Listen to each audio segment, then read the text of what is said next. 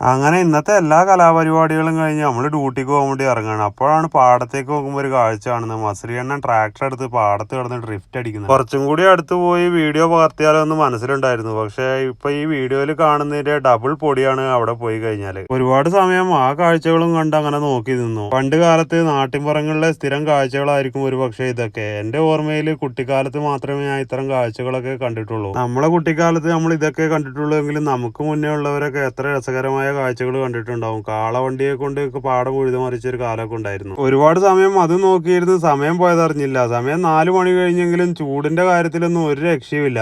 കഴിഞ്ഞ സീസണിൽ AC ഉള്ള വണ്ടിയിലാണ് ഓടിയെങ്കിലും അതിന്റെ ഒരു അഹങ്കാരം എന്റെ മുഖത്തില്ല. ചൂടാണെങ്കിൽ ചൂട്, അതിനെ നേരിടാൻ തന്നെയാണ് നമ്മളെ തീരുമാനം. ശരീരമാസകലം വിയർത്തൊരു പരിധി ആയിട്ടുണ്ടെങ്കിലും ഇതൊക്കെ നമുക്ക് വേണ്ടിയിട്ട് തന്നെയല്ലേ എന്ന് ഓർക്കുമ്പോൾ ഇതൊന്നും ഒരു പ്രശ്നമേ അല്ല. അങ്ങനെ അവിടുന്ന് റൈറ്റിലേക്ക് ഒരു ടേൺ എടുത്തപ്പോഴും ദേ വരുന്നു അടുത്ത വള്ളിയും വണ്ടിയും പൊടിക്കാറ്റ്. ഇനി ഇവനെയും കൂടി ചുമക്കണമല്ലോ എന്നാണ് മനസ്സിൽ മുഴുവനും. ഇനിയിപ്പോ എന്തൊക്കെ പറഞ്ഞു കഴിഞ്ഞാലും അറബികൾ പറയുന്ന പോലെ തന്നെ കല്ലി വല്ലി മാഫി മുഷ്കിൽ, അത്ര തന്നെ. അങ്ങനെ നമ്മൾ പറിച്ച ഈത്തപ്പഴയൊക്കെ നമ്മളെ കാക്കാന്റെ കൈകളിൽ എത്തിച്ചു.